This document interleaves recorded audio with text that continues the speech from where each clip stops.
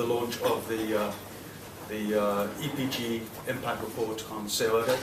I think that half of you know who we are and have been involved with us over a number of years, but some of you are new friends and I'm meeting for the first time.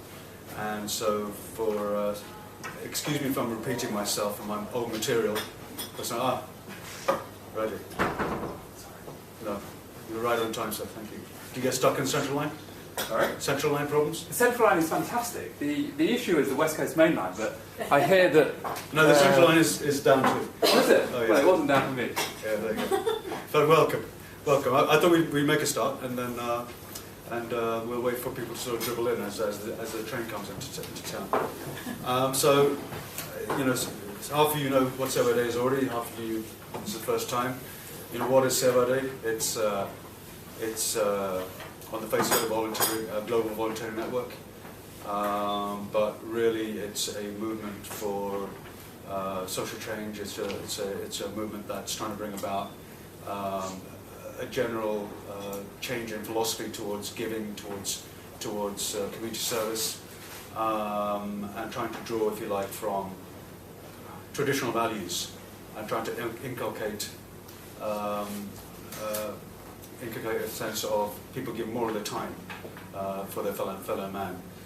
The other thing that we inadvertently promote through that is social cohesion and community cohesion.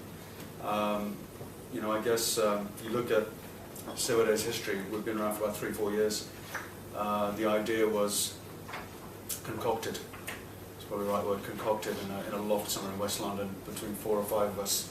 And you know, we'd all been involved in giving, if you like, our time towards raising money, but not necessarily time towards helping other people directly. And so we did all the jumping out of planes and running around parks and all that kind of stuff that you do. And we decided that was A, too strenuous, and B, to really feel the direct impact of what you do, to see what you're doing, to see a smile on somebody's face. We weren't getting that. You know, we felt great that we'd raised money, we'd given money to a cause, but we couldn't really see what we were changing, what we were doing.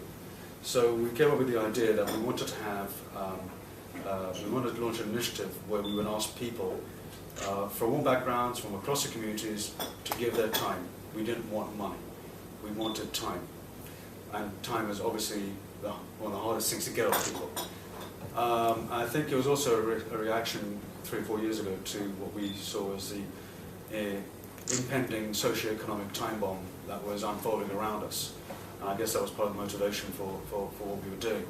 So the first Sewa Day took part in 2010, and we had about 100 projects throughout the UK.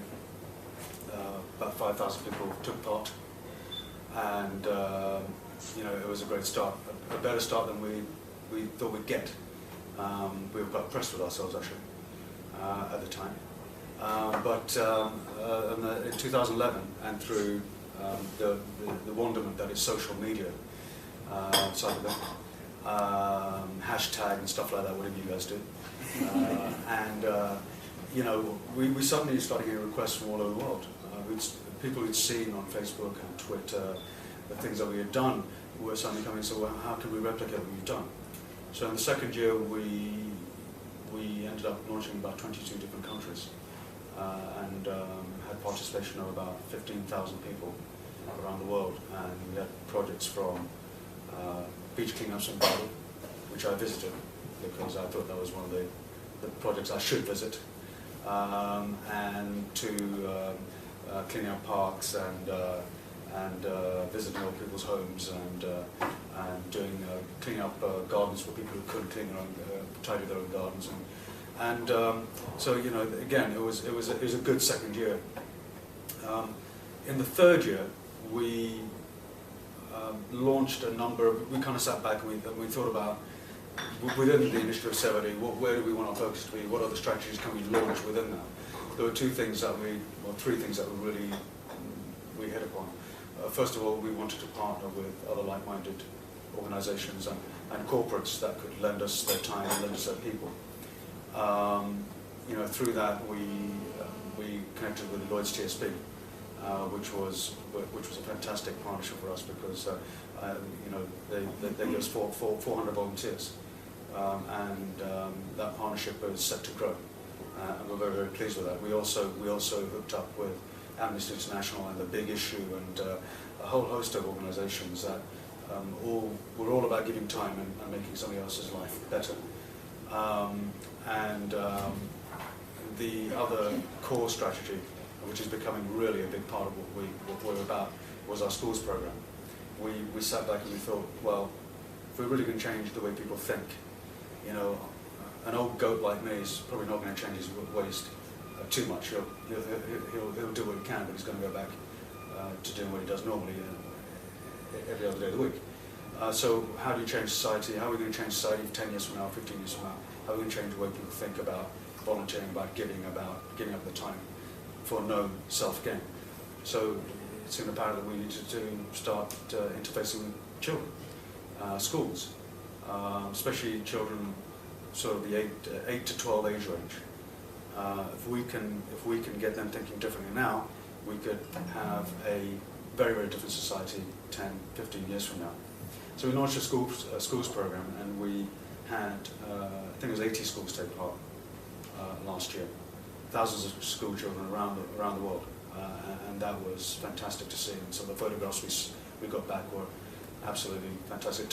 Somebody time me out if I hit my time limit, but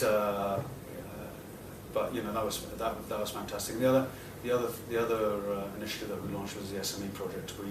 What we found the first couple of years is we were trying to engage with some of the large corporations, and we found that they either had their own program or there were logistical issues as to why they couldn't, for one reason or another, perhaps partner with us. But we found there were a lot of mid-sized companies who didn't have their own volunteering programs, who would love to have their people take part in something like Sewa did. And so we had a number of SMEs come on board. We had 4 London councils supporting us last year, and again, that relationship is set to grow. So these are all great things. I think going forward, our schools program is going to really become our biggest focus, and we have a whole team working on that. I think in terms of we're not about people or numbers, but I guess the easiest benchmark for us is how many people do we want how many more people do we want to take part in 7 or 5 years from now? And I think we rather joking or proudly say to us, 1 million people in 5 years' time would be quite a nice number. But we'll see how far we get along with that project. When we first started this, we just wanted to help people. We just wanted to make somebody's life better. We wanted to improve the environment, benchmarking, accountability, impact, all this kind of stuff. It wasn't on the agenda. As far as benchmarking is concerned, we counted people and we collected anecdotes. And we collected anecdotes about the old lady in West London whose garden we cleaned, and she couldn't believe that people would just show up and give their time for nothing. And she cried. And standing with a homeless person for a day and seeing the joy in his face, that somebody just interfaces him, right? 1 minute. Okay. So, it's, those are the kind of things that you don't measure, you feel them. How do you measure the happiness you bring to others? More importantly, how do you measure the happiness that, 1:30, come on. How do you measure the impact on you, the happiness that you get from it? Because it is really fulfilling to help somebody else. So, these are all intangibles, but what Pratik and the EPG have tried to do is they've tried to analyse Sewa on a very thorough, objective, and meticulous basis, and they've tried to latch onto whatever tangibles they can. They've tried to give us an economic value, and the headline figure is that for every pound we've spent on Sewa, we have a positive impact on the economy of £2.60. I love that return on my bond portfolio, let me tell you. I'd be a very rich man. But I think every organisation, whether you're a profitable organisation or a non-profit organisation, you have to think about impact, you have to think about accountability and benchmarking, which is why this report is so important. And it's the second one that the group has done for us, and it's been very valuable to us in terms of interfacing with large organisations and other stakeholders. So, you know, we're very, very pleased about this report, and we're very excited that people are going to see it and see, from an economic point of view, what we do. It leads me to, before I let Roger take this time, just to thank everybody, thank our sponsors, to thank Ms. Gondarea for having us here today, for letting us have this fantastic breakfast. Unfortunately, Ramona's not here yet. I think stuck in Chancellor Lane somewhere. And you know, to thank all the people who helped us along the way, but most importantly to thank our volunteers, without whom none of this would be possible. We just sit in the middle and we sort of direct traffic. But the volunteers who show up every year and, you know, throughout the year and to help people, they're the important ones, and we thank them from the bottom of our hearts. So now it only leaves me to have the great pleasure to introduce